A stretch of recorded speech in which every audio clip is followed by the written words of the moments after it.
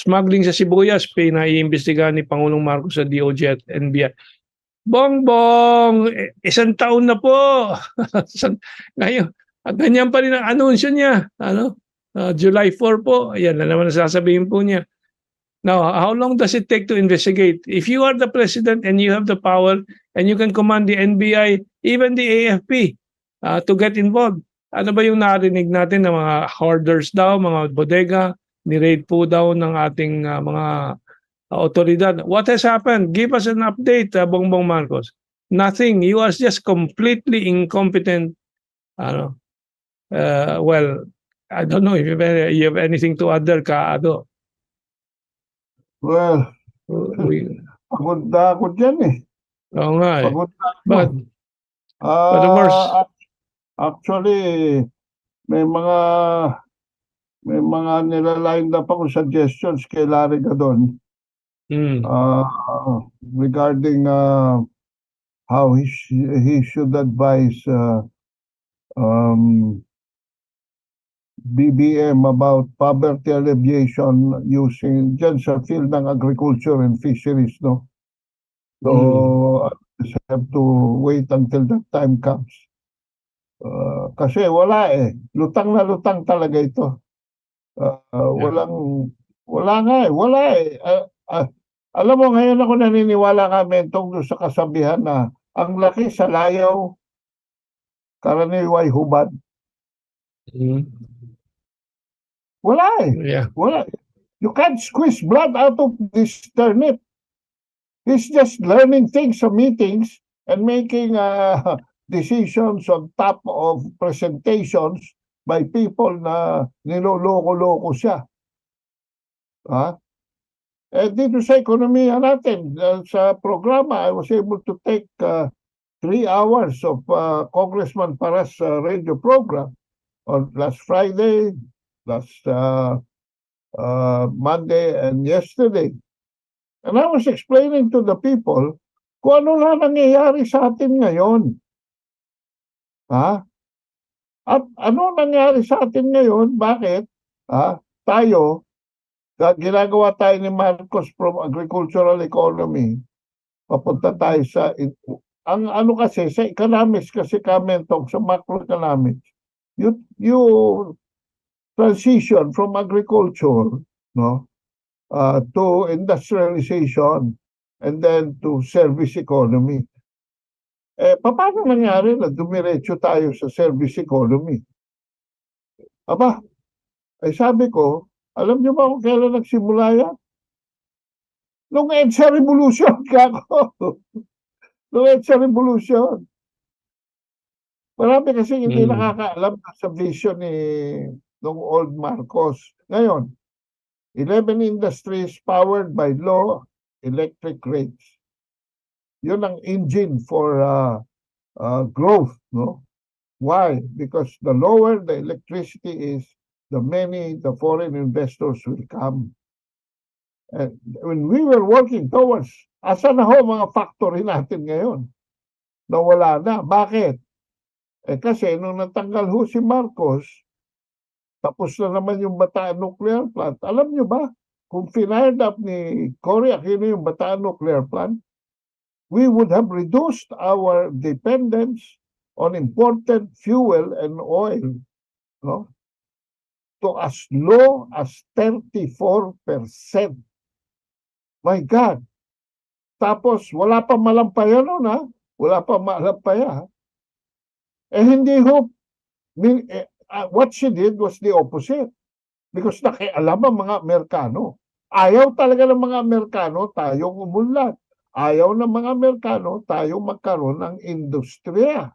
Ayaw ng mga Amerikano, therefore, na magkaroon tayo ng matipid na elektrisidad. Kasi ho, yun ang gumagawa ng mga factories.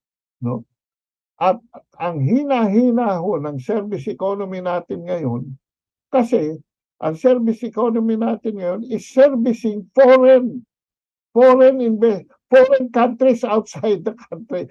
Yung mga call center, nasaan yung mga principals niya? Nasa labas.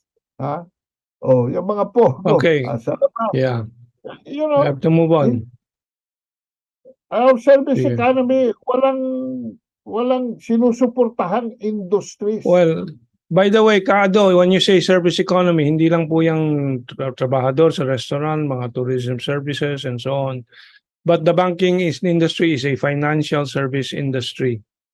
Yeah. At yan po ang sinusubuan po natin ng napakalaking mga tubo dahil tayo na umuutang po sa kanila. We have more news and information a little later on this set of agenda that we have. No? So, ito foreign news na in the local papers pero aking pinasok kasi relevant nga. No? Sa Manila Times po, ang next item, China's hybrid rice boosts Africa's food security. I think you also posted this, Kado, sa Facebook. No? So andyan ang mga lessons but I don't know, manhid talaga o bulag itong si BBM. 1 year na, let's not forget, it's now 1 year. In the meantime, dagdag na pahirap na naman po sa bansa, lalo na sa Metro Manila. This really concerns the Metro Manila residents. No? MRT firm files petition for 2 peso fare increase. Well, nothing new. Transportation Undersecretary Cesar Chavez said no fare adjustment was approved for MRT for the last 8 years. Why? That does not mean that you now need to have approval just because hindi natataas. So, ayan po, dagdag na pabigat na naman po. MRT was supposed to really be the poor man's, may kasabihan nga the very, very rich societies like Europe, the rich man takes the MRT. Kasi napakaganda po ng public transport system nila, napakaluwag po ng mga trains and so on. But in a third world country, it's only the poor who take the MRT to train. I'll move on. Ito yung national debt, no? National debt soars to 14 trillion. The level of debt grew by 185 billion, 85.40 billion or 1.3% from the 13.9 trillion pesos last April 23. Now it's 14 trillion. The total debt stock, 32% was sourced externally, foreign debt.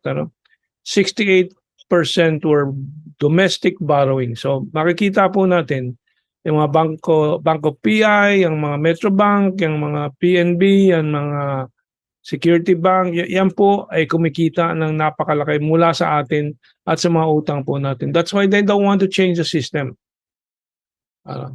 So the national government domestic debt amounted to 9.59 trillion pesos or